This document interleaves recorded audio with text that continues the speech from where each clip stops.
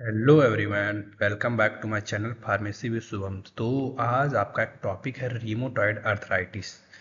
तो उसी के बारे में आज जानना है क्या होता है रिमोटॉयड अर्थराइटिस, क्या उसकी इटियोलॉजी, क्या उसके कारण हैं, क्या उसकी पैथोफिजियोलॉजी, क्या उसका रोगजनन है, कैसे वो फैलता है, क्या उसका ट्रीटमेंट है फार्माकोलॉजिकल वे में या नॉन फार्माकोलॉजिकल वे में। ये दोनों चीज़ें, ये सारी चीज़ें आपको जाननी है इसी आज लेक्चर में।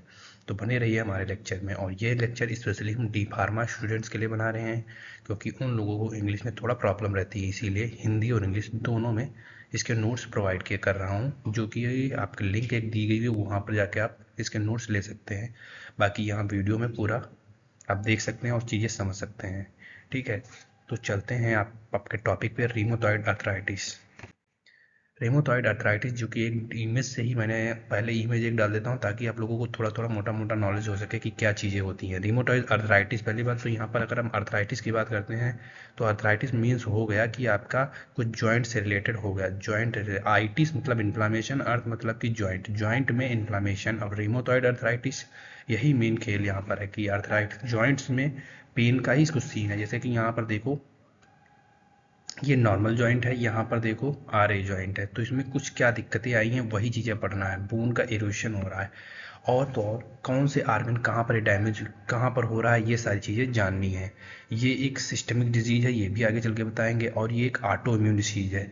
ऑटो इम्यून क्या होता है ये भी आपके दिमाग में क्वेश्चन चल रहा होगा। ऑटो इम्यून डिसऑर्डर क्या होता है, या ऑटो इम्यून डिजीज या ऑटो इम्यून रिएक्शन क्या होता है, ये सारी चीज़ें जानेंगे।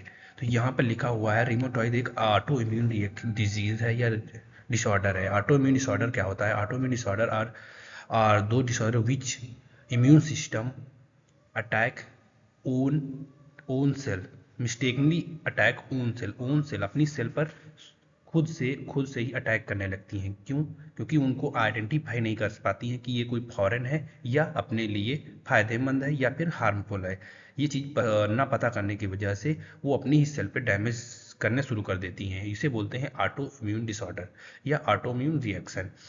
तो आप रिमोटॉयड अर्थराइटिस पढ़ रहे हैं, तो इसमें कौन कौन से सिम्टम्स आते हैं? जैसे कि जॉइंट पेन हो गया, स्वेलिंग हो गया, मॉर्निंग स्टिफनेस हो गया। सबसे ज़्यादा सुबह दिक्कत होती है, इसमें सिम्टम दिखना शुरू होते हैं। जैसे कि आपकी उंगलियां हैं, उंगलियों में ये जॉइंट है, यहाँ पर से पेन शुरू होता है। आप कोई चीज़ छोटी सी उठा नहीं सकते, इतनी दिक्कत होगी। फटीग्स होगी, थकावट आएगी, आपकी जॉइंट डिफॉर्मिटी हो जाएगी। ये कुछ सिम्टम्स दिखाई देंगे। और ज़्यादातर ये कहाँ दिखाई देंगे? जहाँ पर आपके साइनोवियल जॉइंट हैं, वहाँ पर ये सिम्टम्स शो होंगे। ठीक है, तो चलते हैं इंट्रोडक्शन पे। इंट्रोडक्शन क्या कहता है? Rheumatoid arthritis is a chronic progressive systemic disorder. अब मैंने बोला था एक क्रोनिक, क्रोनिक क्या वर्ड होता है? क्रोनिक का मतलब समझते हैं कि आपको कोई लंबे समय से डिसऑर्डर है। लंबे समय से मतलब कि एक्यूट मतलब होता है कि आपको अचानक से कोई सिम्टम दिखाई दिए। क्रोनिक मतलब कि आपको धीरे धीरे सिम्टम्स पता चल रहे थे कि कुछ हमें पेन महसूस हो रहा है, लेकिन धीरे धीरे वो बढ़ गई। प्रोग्रेसिव मतलब धीरे धीरे बढ़ना। एक होता है लेवल धीरे जाना, लेकिन प्रोग्रेसिव मतलब धीरे धीरे आपको एक ऊंचे लेवल पे जाना। सिस्टमिक मतलब कि इसमें एक आर्गन इन्वॉल्व नहीं है, इसमें एक से ज़्यादा आर्गन इन्वॉल्व है, इसीलिए इसमें सिस्टमिक लिखा हुआ है। इन्फ्लामेटरी मतलब कि यहाँ पर स्वेलिंग है, स्वेलिंग वाला एक डिसऑर्डर है। क्रोनिक है, ऑब्स्ट्रक्ट क्रोनिक है, प्रोग्रेसिव है, सिस्टमिक है और इन्फ्लामेटरी डिसऑर्डर है, जो कि सबसे पहले अफेक्ट करता है साइनोवियल जॉइंट पे। साइनोवियल जॉइंट जहाँ जहाँ पर पाए जाते हैं आपके, जैसे कि फिंगर्स, ये कह ले फिंगर्स में कह लें, रिस्ट में कह ले, या कोहनी में कह ले, या टखने में कह ले, या फिर कह ले कि आपके अन्य अदर जगहों पर कह लें, वहाँ पर जो जॉइंट पाए जाते हैं, साइनेबल जॉइंट जहाँ जहाँ पाए जाते हैं, वहाँ पर ये प्राइमरली अटैक करता है। ठीक है, it is not limited joint, ये केवल जॉइंट तक ही लिमिटेड नहीं रहता है। ये एक्स्ट्रा आर्टिकुलर आर्गन में, जैसे कि स्किन हो गया, लंग्स हो गए, हार्ट्स हो गए या आई हो गया, ये आपके अन्य आर्गन जैसे कि स्किन, लंग्स मतलब कि फेफड़े और हृदय हो गया या फिर आँख हो गई, यहाँ पर भी अफेक्ट करता है। अगर इसको हम ट्रीट ना करें तो और ज़्यादा मतलब कि इरिवर्सिबल जॉइंट डैमेज, मतलब कि एक लंबे समय तक मतलब परमानेंट जॉइंट डैमेज, डिफॉर्मिटी का कॉज करेगी या डिसेबिलिटी कॉज कर देगी। और ऑटोइम्यून जो कि मैंने बताया था, उसकी डिफिनीशन भी यहाँ पर लिखी हुई है। Autoimmune disease is a condition which a body immune system जो है मिस्टेकनली अटैक, मतलब कि भूल से अटैक करने लगती है ओन हेल्दी सेल पे, हेल्दी सेल या टिश्यू पे मिस्टेकनली अटैक करने लगती है अपने ही सेल पे, उसे बोलते हैं auto immune disease, auto immune disorder. ठीक है, तो ऑटो इम्यून अगर आपके दिमाग में क्वेश्चन उठता है तो ऑटोइम्यून, क्योंकि बहुत सारी डिजीज हैं आपको फार्माकोथेरेपी में पढ़ने पड़ेगी, तो ऑटोइम्यून डिसऑर्डर मतलब ये होता है कि एक ऐसी कंडीशन है जिसमें बॉडी का जो इम्यून सिस्टम है वो अटैक करने लगता है अपनी ही सेल या टिश्यू पे, मिस्टेकली भूल से अपनी ही सेल या टिश्यू पे अटैक करने लगता है, उसे बोलते हैं ऑटोइम्यून डिजीज। ठीक है। इसके बाद ये देखो साइनोवियल जॉइंट कहाँ पाए जाते हैं, क्योंकि आपका क्वेश्चन रहेगा कि भाई ये साइनोवियल जॉइंट में मेनली अफेक्ट करता है, तो कहाँ कहाँ पाए जाते हैं, जैसे कि आपके शोल्डर में हो गया, जबड़ा में हो गया, आपका एल्बो जॉइंट में हो गया, रिस्ट जॉइंट में हो गया, फिंगर जॉइंट में, फ्लैंजेस में हो गया, हिप जॉइंट में हो गया, अंकल जॉइंट में हो गया या वर्टिब्रा में हो गया। ये सारी जगहों पर ये आपके जो है पाए जाते हैं साइनोवियल जॉइंट। साइनोवियल जॉइंट, ठीक है। साइनोवियल में क्या होता है, एक साइनोवियम फ्लूइड होता है, एक साइनोवियल फ्लूइड होता है जिसके लुब्रिकेशन का काम करता है, इसीलिए वहां पर ही कुछ अफेक्ट करता है, वो चीज जानते हैं क्या होता है। डिफिनीशन क्या है, rheumatoid arthritis is an auto immune disease which immune system mistakenly attack the synovial membrane causing chronic inflammation, मतलब एक लंबे समय तक स्वेलिंग काज करेंगे, कार्टिलेज का डिस्ट्रक्शन कर देंगे और बोन का इरोशन होने शुरू हो जाएगा। ये डिफिनीशन आपकी है। इसके आगे चलते हैं, रिमोटाइड आर्थराइटिस, फिर वही सेम चीज़ें हैं कि कैसे क्या सिम्टम्स हैं। आपको इमेज इसीलिए दिखा रहा हूँ ताकि आप लोगों को याद रहे क्या सिम्टम्स आएंगे। देखो हैंड में क्या सिम्टम्स आ रहे हैं, रिस्ट जॉइंट में क्या सिम्टम्स आ रहे हैं, नी जॉइंट में कैसे सिम्टम्स आ रहे हैं, बोन डिफॉर्मिटी का हो जा रहा है, ये नॉर्मल है। ये रिमोटाइड आर्थराइटिस का ये फिगर बना हुआ है। इसके अलावा इटियोलॉजी क्या है, इटियोलॉजी में पहला तो आपका होगा जेनेटिक फैक्टर। जेनेटिक फैक्टर में आपका कुछ जीन है, जैसे कि ह्यूमन ल्यूकोसाइट एंटीजन, ये कुछ जीन हैं जहाँ पर ये अफेक्ट करेगा। जैसे कि अगर माँ के पेट में अगर बच्चा रहता है तो अगर मदर को है तो ये चाइल्ड में जाने के चांसेस रहते हैं, ठीक है। अगर मदर को है तो वो बच्चे में जाने के चांसेस रहते हैं। दूसरा क्या है, प्रोडक्शन ऑफ एंटीबॉडी। एंटीबॉडी तो आपका मेन इम्यून सिस्टम का काम होता है कि एंटीबॉडी बनाएगा, बट किसके खिलाफ बना रहा है ये मैटर करता है। अगर वो आपके फॉरेन है या एंटीजन है या आपके लिए हार्मफुल है तो उसके लिए बनाया तो सही है, बट अपने लिए अगर लाभदायक उसके लिए बना रहा है तो ये चीज़ें दिक्कतें करेंगी आगे चल के। और इन्वायरमेंटल फैक्टर में आपका स्मोकिंग हो गया, एल्कोहल कंजप्शन हो गया, ये सारी चीज़ें होंगी, इनकी वजह से भी होता है। हार्मोनल डिसबैलेंस की वजह से भी हो सकता है। ज़्यादातर जब प्रेगनेंसी होता है या मेंस्ट्रुअल साइकिल जब होता है उसके समय पर हार्मोनल डिसबैलेंस होता है, जिसकी वजह से भी ये चीज़ें देखी जाती हैं। और ज़्यादातर ये केसेस जाता है फीमेल में देखे जाते हैं। ये आप याद रखिए, ज़्यादातर मेल से ज़्यादा फीमेल में ये केसेस देखे जाते हैं।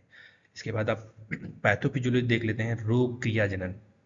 क्या होता है रोग क्रियाजनन, जेनेटिक रिस्क, पहला तो क्या HLRA जीन जो था, ह्यूमन ल्यूकोसाइट एंटीजन, ठीक है, वो जीन हो गया। या फिर कोई ट्रिगर कर रहे हैं स्मोकिंग फैक्टर, स्मोकिंग कर लें या किसी चीज़ का इन्फेक्शन हो गया है जिसकी वजह से आपका ऑटो इम्यून सिस्टम एक्टिवेट हो गया। ऑटो इम्यून सिस्टम मतलब समझ रहे हैं ना, वही मैं जो बताया था, ठीक है, जिसकी वजह से क्या हुआ, साइनोवियल मेम्ब्रेन इन्फ्लामेशन हो गया। ऑटो इम्यून जब होगा तो आपका इम्यून सिस्टम जब एक्टिवेट होगा तो साइटोकाइनिन, TNF अल्फा या फिर अन्य कुछ चीज़ें हैं जो एक्टिवेट करेंगे, रिलीज करेंगे, जिसकी वजह से जो आपके मेम्ब्रेन है साइनोवियल मेम्ब्रेन जॉइंट के पास, वहाँ पर फ्लूइड भरा होता है, वहाँ पर इन्फ्लामेशन कॉज होना शुरू हो जाएगा, जिसकी वजह से पैनस का फॉर्मेशन हो जाएगा। पैनस, अब वर्ड आपके दिमाग में आ रहा होगा क्या होता है पैनस। पैनस मतलब होता है आपके जहाँ पर जब इन्फ्लामेशन कॉज हो रहा है उस एरिया को ही पैनस बोल दिया गया है, कि मतलब इरेगुलर टिश्यू टाइप में, इरेगुलर इन्फ्लैम्ड टिश्यू या इरेगुलर स्वेलिंग टिश्यू, उसको बोलेंगे पैनस का फॉर्मेशन हो जाएगा। अब पैनस ही क्या करेगा, कार्टिलेज का डिस्ट्रक्शन करने लगेगा। कार्टिलेज क्या होता है, आपके ज्वाइंट में जो ऊपर के साइड जहाँ पर दो जॉइंट जुड़े हुए होते हैं, जैसे कि ये दो जॉइंट जुड़े हुए हैं, यहाँ पर जो बीच का जो एरिया है उसे कार्टिलेज बोलते हैं। कार्टिलेज का डिस्ट्रक्शन शुरू हो जाएगा, जिसके बाद धीरे धीरे जॉइंट का डैमेज करना शुरू हो जाएगा। ये आपकी हो गई पैथोफिजियोलॉजी। इसके बाद सिम्टम्स की बात करते हैं। सिम्टम्स मैंने पहले ही बता दिए थे कि सबसे ज़्यादा दिक्कत होती है सुबह जब आप उठेंगे, तो सबसे ज़्यादा दिक्कत होती है कि कोई भी आप काम कर नहीं पाएंगे। अगर आप कुछ पकड़ने जाएंगे तो पकड़ नहीं पाएंगे, इतनी पेन होगा। अर्ली मॉर्निंग स्टिफनेस हो गया, symmetrical joint pain and swelling हो गया। जॉइंट पेन में आपके केवल एक ही हाथ के जॉइंट में नहीं होगा, दूसरे हाथ के भी जॉइंट में होगा। ये पेन आपके दोनों जॉइंट में होगा, दोनों साइड के जॉइंट में होगा, ठीक है। स्मॉल जॉइंट हो या फिर बिग जॉइंट, सारे जॉइंट्स में पेन होगा। शुरुआत होती है स्मॉल जॉइंट से, ठीक है। फिर मोशन जो होता है वो कम हो जाता है, फटीग्स होगा, फीवर होगा, वेट लॉस हो जाएगा और रिमोटॉइड नोड्यूल्स का फॉर्मेशन होगा। आप नोड्यूल्स की अगर बात करें तो रिमोटॉइड नोड्यूल्स में क्या होता है, एक जगह एक गांठ टाइप में बन जाती है, एक जगह कुछ मांस एकत्रित हो जाता है, उसे बोलते हैं नोड्यूल्स। उसका मैं अभी फिगर आगे आगे चल के मैं दिखाऊंगा। एनीमिया भी सिम्टम दिखने लगते हैं, पल्मोनरी इन्वॉल्वमेंट के चांसेस दिखने लगते हैं और कुछ कान में दिक्कतें आने लगती हैं, ड्राई आई या फिर कुछ अन्य सिम्टम दिखने लगते हैं। इसके अलावा यहाँ पर एक नॉर्मल हैंड बना हुआ है, यहाँ पर देख लो रिमोटॉइड अर्थराइटिस में ये देख लीजिए कुछ स्वेलिंग और रेडिश टाइप में बना हुआ है, ये सिम्टम दिख रहे हैं। आप जब ऐसे जॉइंट ऐसे आप बंद करेंगे, ऐसे मुट्ठी बंद करेंगे तब भी दिक्कत होगी, इतना पेन होता है, ठीक है।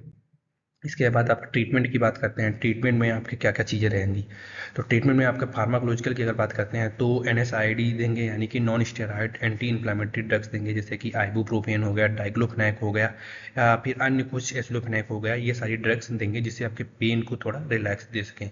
इसके अलावा कार्टिकोस्टेरॉइड देंगे। कार्टिकोस्टेरॉइड में प्रेडनिसोलोन हो गया, मेथिल प्रेडनिसोलोन हो गया, ये कुछ ड्रग्स देंगे। इसके अलावा जो मेन फेमस ड्रग है डमार्ट्स, डमार्ट्स आपका MCQ में पूछ सकता है, ये stand what is the full form of DMARDs. तो डमार्ट्स का फुल फॉर्म होता है disease modifying anti rheumatic drugs. अब इसमें कौन कौन सी ड्रग्स आती हैं, इसमें फर्स्ट लाइन थेरेपी में आती है मेथोट्रेक्जेट, सबसे पहले यही ड्रग दी जाती है। इसके बाद सल्फासालाजीन दी जाती है, हाइड्रोक्लोरोक्विन दी जाती है। ये कुछ ड्रग्स हैं जो नॉन फार्माकोलॉजिकल की बात आती है तो आपके लिए मेन वही रहता है कि आपने हर डिजीज में पढ़ा है कि क्या हम स्मोकिंग परित्याग करेंगे, इसके अलावा अल्कोहल का हम परित्याग करेंगे, बैलेंस डाइट लेंगे, एंटी इन्फ्लामेटरी डाइट लेंगे, योगा करेंगे, व्यायाम करेंगे, कुछ मस्कुलर एक्सरसाइज करेंगे। इसके अलावा हम रोग को समझेंगे कि रोग है क्या, उससे और क्या क्या चीज़ें खाई जा सकती हैं जिससे हम इन चीज़ों से बचा सकते हैं, परहेज क्या करेंगे, ये सारी चीज़ें। और इससे अलावा हम तनाव नहीं लेंगे, स्ट्रेस नहीं लेंगे, ये सारी चीज़ें रहेंगी। और डॉक्टर से काउंसलिंग करेंगे कि क्या क्या सर क्या क्या इससे दिक्कतें आएंगी, ये सारी चीज़ें जानते हैं, ठीक है। तो नॉन फार्माकोलॉजिकल में यही होगा। तो रिमोटाइड अगर हमको बात करनी होगी तो क्या हुआ, रिमोटाइड अर्थराइटिस एक ऑटो इम्यून इन्फ्लामेटरी डिसऑर्डर है, जो कि जिसमें क्या होती है, सेल जो होती हैं आपकी डैमेज होना शुरू हो जाती हैं। कहाँ की सेल डैमेज, साइनोवियम जो सेल होती हैं, जबकि साइनोवियल मेम्ब्रेन के पास जो सेल होती हैं वहाँ पर जो होता है आपके जॉइंट का डिस्ट्रक्शन शुरू कर देता है। जॉइंट, आपके जो जॉइंट होते हैं वहाँ पर डिस्ट्रक्शन यानी टूटने लगता है, जिसकी वजह से वहाँ इन्फ्लामेशन हो जाता है, स्वेलिंग काज हो जाती है, और ये पेन जनरेट करता है। पेन इतना जनरेट करता है कि असहनीय पेन होता है। तो ये होता है रिमोटाइड अर्थराइटिस, ठीक है। तो इसके अलावा अगर और भी कोई क्वेश्चन रहते हैं तो प्लीज़ कमेंट करिए और वीडियो को लाइक करिए। और वीडियो में बने रहने के लिए धन्यवाद। Thank you.